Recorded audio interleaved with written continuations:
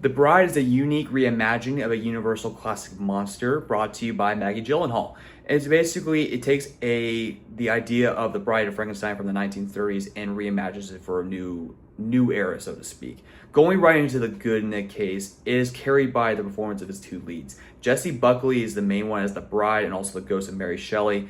She is a compelling force to see on the camera in that case, and she really does a really good job in the performance as what she's given. She plays the ghost of Mary Shelley, which possesses this young woman, and the woman is named Ida. When she dies, she's buried, and then when Christian Bale's Frankenstein's monster and this mad doctor played by Annette Bening dig her up, they reanimate her, and she becomes the bride.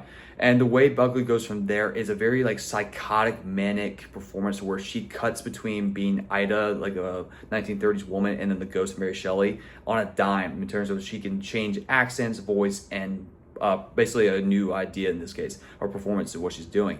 And it really was compelling to watch in a very odd but also magnetic sort of way. And then you have Christian Bale as Frankenstein's monster, or Frank is how he's addressed in this case. He plays the monster or the creation as this case as the element of he's looking for love and companionship. He's been alive for over 100 years and looking for someone he can connect with emotionally. He's very, like, he's more mature, like he's not like a childlike mind in terms of how the monster has been portrayed in other versions. But in this case, he's very young as well at the same time. And you feel like this element where he's a cinephile and how he tries to connect emotionally with people, that was an interesting take to how to put this with him, and basically that part.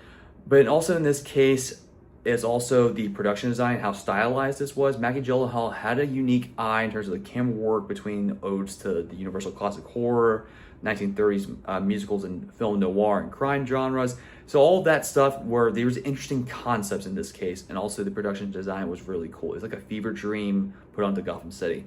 And then also a unique musical sequence that actually worked for me in terms of how crazy it played out. That was all in the first act, and that's where I was all on board with, and more so only for the elements of the love story that I was focusing on between Frank and the bride. That was the more interesting, compelling parts. And also the callbacks to Bonnie and Clyde as a crime drama. That's where I think the elements were strongest in this film. But here's where it goes off the rails for me, more so off a cliff. The trade-offs mainly is the second and third act are way all over the place. Is how this plays out.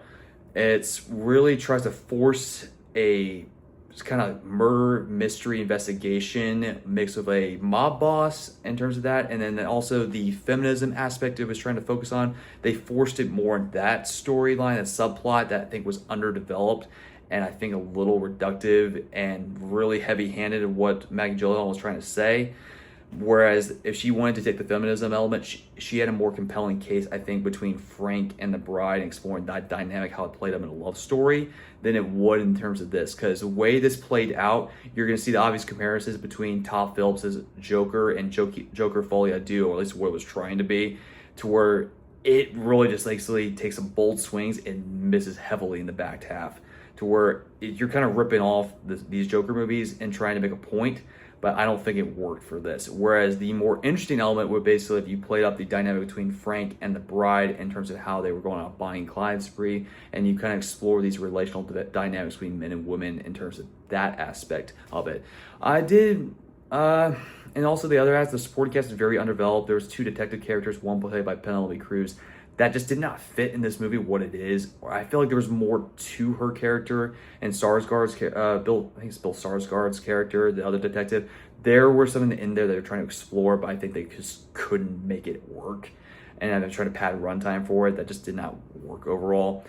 This is all, in the end, this is more of like a Rorschach test for me. I'm giving it a 5 out of 10 because there's some concepts in here that worked and was anchored by the performances from Buckley and Bale. But outside of that, it just did not work, and the rest of the story was all over the place. It's a 5 out of 10 for me. If you want to see a unique experience, you can, but see it at matinee price or wait for streaming, then you can probably turn it off after the first act.